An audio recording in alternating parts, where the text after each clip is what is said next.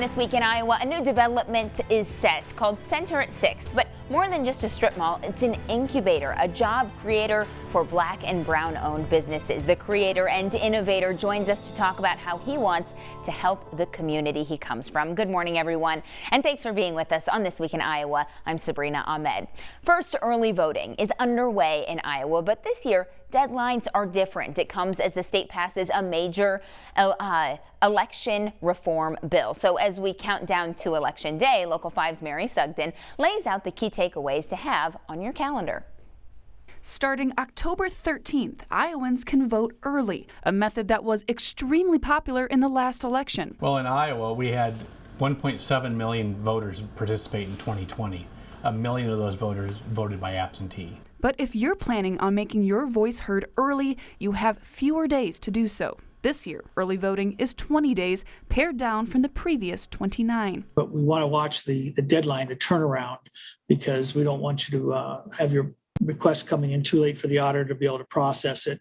If you're requesting an absentee ballot, you need to do so by 5 o'clock on October 18th. And if you plan on turning your ballot in at the election office, there's specific people who can do this if you can't. Now, the only people that can return your ballot for you are yourself, an immediate family member, or somebody that's living in your household.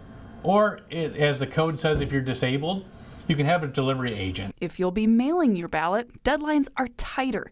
Postmarks will no longer be accepted. It needs to be at the election office by election night. All ballots have to be in the auditor's office before 8 o'clock on election day. But if voting in person on election day is more your style, be aware polls close an hour earlier at 8 o'clock. City and school elections are a big percentage of your property tax and a big percentage of what goes on in your community. So make a plan and go vote. And while these changes are due to an election reform bill which aimed at wiping out voter fraud, here in Iowa, there have been 0 confirmed cases of voter fraud, which is why the Secretary of State says Iowans should take pride in this system, which he thinks is one of the best in the country. We do post-election audit where we're checking the results to make sure their tabulators are accurate. And we have one of the best systems of all, and that's called poll workers, your friends and neighbors who are there at the polling sites. They're our first line of defense and our last line of defense to make sure only those who are eligible should be voting. So while this year may be different, what remains the same is the power your vote holds in influencing our community. Mary Sugden, Local 5 News, we are Iowa. So that deadline to request a mailed absentee ballot has passed, but you can still vote early in person if you didn't request one. And while there are some major changes, some things to make sure you also know remain the same. You still have to have an ID to vote. You can still register to vote at the polls, and you do get paid time off for your vote. This year, that's changed slightly down to 2 hours of paid time from 3. All right, everyone, we'll take a short break. Coming up on This Week in Iowa, Center at 6th is more than just a development. It's going to change the landscape of the 6th Avenue corridor. We talk to the founder next.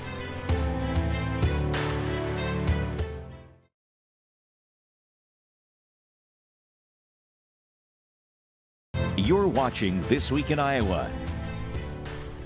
Among his many titles, artist, rapper, entrepreneur, Des Moines resident Marquez is now a developer who is staking his claim on the 6th Avenue corridor. It's an underserved neighborhood that's seen revitalization efforts from the city, but nothing like this has ever been proposed until now. So I spoke to the city of Des Moines, who say when public money is put toward a neighborhood, then private money usually follows, and this is a great example of that. So let's take a quick look at what the city has put into the 6th Avenue corridor so far. The largest amount of public funds has gone to the 6th Avenue streetscape improvement, totaling $9.2 million. They put $164,000 toward the 6th Avenue flats through a development agreement, and there's a grant program called the Neighborhood Commercial Revitalization that's given money to 2 different projects in the area, totaling about $100,000. The city also designated federal dollars through the CBDG Forgivable Loan Program for affordable housing. The 6th Avenue corridor is a Main Street community too, and each year the city donates $40,000 to keep up with the rules surrounding that designation. This project Marquez is now bringing to the area will be in Des Moines, right at 1714 6th Avenue. That's at the corner of 6th Avenue and Jefferson. It's about 4 blocks south of the Des Moines River. Now I talked to Marquez about why he chose that location and what this project means to the community. Center at 6th. Center at 6th. Okay, Marquez, walk me through it. How did you go from making whiskey to wanting to have Center on 6th? Would you? I mean, is that fair? Is that the trajectory? That's fair. So it's two things, right? So like the concept of Center at 6th is something that I've had in my mind since 17, 18. Like a place where Black and brown businesses can function, collaborate, and like benefit from the synergy that happens when all those things are in one place. With actual bring it to fruition, I was just looking for a spot for my distillery, just looking for a spot in my community that I knew where it's like, yo, where can I put my distillery where I can hire my people, put some of these good manufacturing jobs in the place that I live, in the area I live. And then just discovering how many other businesses like me were going through the same thing where it's like, can't find a space. I want to be here, but there's nothing here. I want it to be in the most diverse, but I can't. And just stumbled on an opportunity. And after talking to some of the people through the 6th Avenue corridor, and just fleshing out the idea, it was one of those things where I just wanted to provide opportunities for people who look like me, and see how I could create an affordable environment, a safe environment, a fun environment, a profitable environment, and a destination for the city. You say you wanted to provide opportunities for people who look like you. That has been lacking in our city not for lack of trying, by many people in the community. Nothing's really caught on to allow Black and brown owned businesses to succeed in Black and brown neighborhoods. What makes yours different? How is this the project that is going to be the change? And I think you hit it on the head. That's the problem that most, especially in a place like Iowa, where Black and brown businesses need to be able to place their businesses in the place where their customers live so that they're easily accessible to the people who purchase their products. It's really just that simple. When we look at what makes this project separate than others this is a business. We're not fundraising, we're not asking for handouts, we're not asking for donations. These are successful businesses coming together to curate an experience together. And I think just the energy behind it in itself, just from that, especially when you look at everything that happened last year with protests and everything, even work that we did with like Black America Forum and like things this is the culmination of those things. This is the practical, rooted solution to everything that we went through. It's high-paying jobs. It's training. It's everything, And I think the main thing that separates it is, especially, aside from those things, the players. The players involved. I've put together a team of not only from a development side, but from a business side. The businesses that we're working with.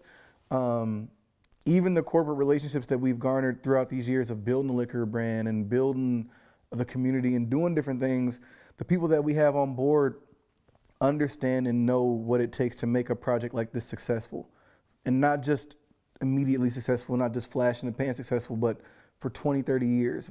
After I'm gone, this building will still be up, incubating and benefiting. And I think that's the main difference, is the energy and approach that we've come into it. This isn't just something that's just for Black and brown people. We're creating an opportunity and a destination for people all over the world, all over the United States, to come and experience the uniqueness that is 6th Ave corridor, that Des Moines has to offer, that the state has to offer. Just that in itself is something different. We take a closer look at the project after this short break. You're watching This Week in Iowa.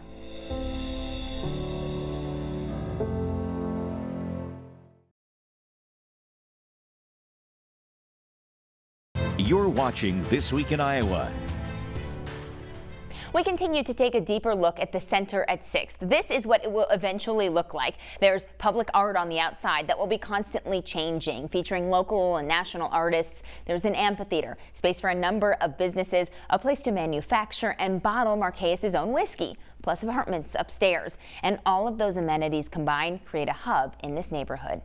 Then when there are high-paying jobs in this neighborhood, those people who are living in this neighborhood, who work in this neighborhood, then go spend their dollars in this neighborhood to allow the other businesses outside of your business to thrive. Exactly. It's group economics. If you really want a corridor to thrive and you really want a section of a city to thrive, it has to be a destination. There has to be people that are able to live and work in that corridor. And that's what this is. You know, you got, like I have positions at my distillery start at 21 an hour, 22 an hour, no experience. Just come and learn how to, you know, those are the things that there'll be startup positions for that 17-year-old that wants to have that part-time job to get that extra Christmas gift for his mama. You know what I'm saying? That's what this is about. There'll be spaces for the student or the nurse who works at Mercy Hospital to be able to live up the street from where they work, to be able to get back and forth comfortably in a fly spot and get a coffee on the way out, get some jerk chicken on the way out. Don't buy a bottle of liquor on your way to work, but but yeah, come home and buy that bottle. But that's what we're creating. It's an atmosphere, and I think what's exciting about this is outside of, because I think it's easy to get even caught up on the Black and Brown Business Incubator. This is just something the city of Des Moines needs in general. Affordable housing, art infused into our businesses, like even with the design of how we're building it, being able to switch the art and rewrap it and bring in new local and national artists to showcase what they're doing every few months. Like we're creating a destination and we're able to constantly celebrate the culture that is this place, you know, and put that on Front Street. I mean, I feel like what's exciting, I feel like Iowa should be able to wrap their hands around it. Like, this is a true like American come up story. Like I moved here, none of that was like marketing gimmicks. Like I really was homeless when I moved here. Really sold mixtapes, put myself through college, really took that money, started a company, and now really am a developer and putting that energy back into the people that look, this is what it is. And I think for Iowa to be able to have the opportunity to have someone, and really we all got to pat ourselves on the back because we all did it. Like this is a sign of what the type of community and the type of energy that we've even culminated here. And this is just the catalyst. Like Center at 6 is the catalyst for everything that we work towards in this place. You know what I mean? And so I'm excited. I mean, it's been a long process, of course, but the opportunity to serve my community, to help grow businesses, I mean, it's a win-win-win. It's such an alley-oop. It's almost like it's literally D-Wade down the lane and LeBron is in the air. All he had to do is catch it. It's because it's exactly what we need. Points. Okay, let's talk logistics. Yeah. It's expensive. It is expensive. Yeah. What does that look like? How do you pay for something like this? Well, you know, it's one of those things, as you go through the development process, always just checking off and just building that capital stack out right. One of the things that we've identified is just through state funds, county funds, city funds, and just the flow of things that are going on right now, it does look like it's going to be a viable project and a profitable project. It's just one of those things, just making sure, of course, that we involve the right players, that we involve the right corporate partners, Get the right grants. get the right grants, make sure that things are structured properly, because it's the nature of what this is. It can't just be a successful development. It can't just be like, it could be a profitable just from a rent paying standpoint. We want it to actually serve its purpose. And that's a part of what building our capital stack is entailed, is making sure that the partners that we're working with fully understand what the long-term vision of this project is and the impact that it can have, that it isn't just another mixed-use whatever popping up. This is a pillar. This is a reclamation. Even with the name with Center at 6th Street, like this is a reclamation and a rebuilding of something that was lost, you know? And so the approach of this has to be very pinpoint and specific. And with that said, we're still building that capital stack. That's not to say that we're not open to conversations. We've had some incredible talks with people around the city, and we're still willing to have those talks. But yeah, no, it's looking like it's a $10 million project, which I think, of course, when people first hear that, that's a wow number. But in the world of development, that isn't crazy, and especially in terms of what's needed for that corridor, it fits. It fits. Paying for that big price tag means needing reliable renters. Marquez isn't quite ready to tell us who will be calling Center at 6th home, but he does give us a bit of an inside look. Next.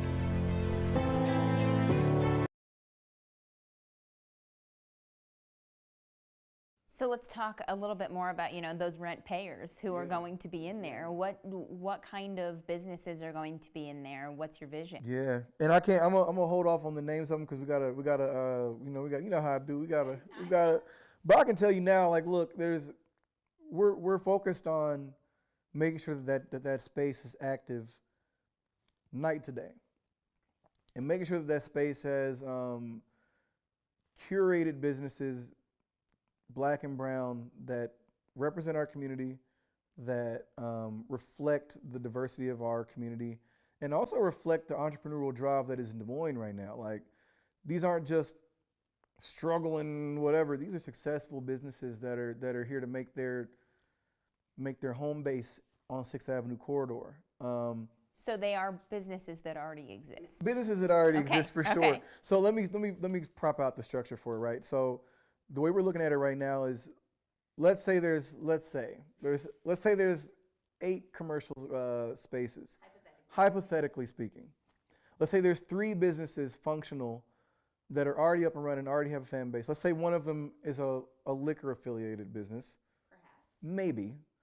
Let's say another is a coffee affiliated business. Who knows? Maybe. Possibly. And let's say another one is a Caribbean cuisine of some kind. I don't know. Maybe. We would just. That's where I'm getting my jerk chicken, right? I don't know. Do you like jerk chicken? I do. I love jerk chicken. But then let's say those other spaces that are now in between those successful, popular brands are incubated businesses that might not necessarily have the connections to sit down with you or sit down with, whoever and pump their brand out. Well, now they're benefiting from the existing traffic that's already there. That's a part of the incubation. Let's say that, so the nonprofit so let me back up. Those other spaces are going to be a part of, so a nonprofit interface that'll actually, rent the space from us so that we can actually provide that fundraising for those businesses, right? So we can rent assistance, accounting, all that back end stuff that probably kept me 3 years ago from being at this point 3 years ago. Not understanding, like, oh wait, I can't keep my money under my bed. Having 6 figures stuffed in your closet isn't a good idea. That's not smart. Maybe I should put it in a bank. Maybe I should hire an accountant. Those little things that are barriers, and we even saw it with this round of PPPs and all this government funding that came, where a lot of Black and brown businesses weren't able to even touch it because of not knowing and understanding how to. And it's really just a lack of those resources. Like, these are things that are skipped over in our community, like, just from an intrinsic, I'm not even going all that, but just from we know the systemic things that are in place that kind of block those type of information and tools from hitting us. So you know that need exists. Yes. And you want to take that barrier away. Exactly. We're taking away the barrier that is accounting and back-end business solutions, HR. We're providing that at the startup. So let's say you're the coffee maker, not coffee maker. Let's say you're a candle maker, and you've got a small line of boutique products, and they've been selling, but now you need that extra. Or let's say you're that caterer, and you've been doing the local festivals, and you've been doing that, but now you're ready to take the next step. But how do I do that? This is that conduit to be able to say, hey, be in this space for 2 years, learn how to do accounting, learn how to do your HR, learn how to do your payroll. Then let's see if we can slide you into a bigger space, standalone space. It's providing that extra step. And this is even with a small business.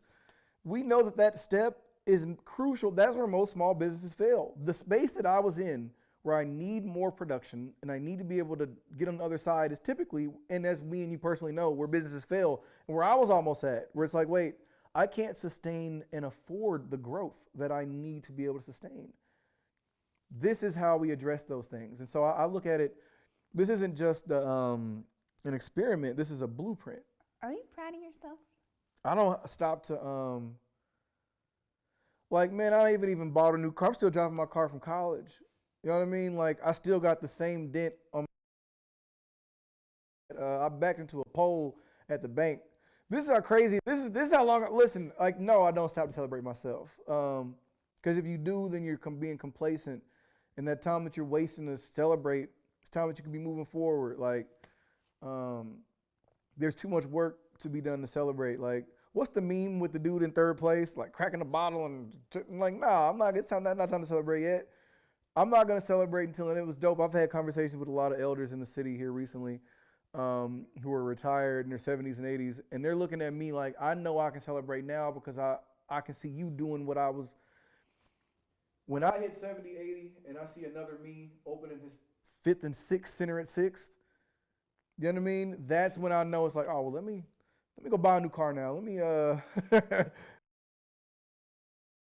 no, like, I think we're just in that space where the opportunity is there, and if I can be an example to young me's, like, I would never, if I could have saw me at 17 living in a homeless shelter in this city, I don't know, I might have hit it 5 years sooner. And so being able to be the example, like, focused and working, not celebrating. They have enough examples of people celebrating and kicking it. Like, it's okay to see somebody hermit style focused. Like, no, you're not gonna see me at a bar. The project is set to break ground early 2022 and also be completed in 2022. The city of Des Moines says they have not met with Marquez to discuss whether any public funds will go toward this project, but they anticipate that conversation in the coming months. And of course, we'll continue to follow the progress of this project. You're watching This Week in Iowa.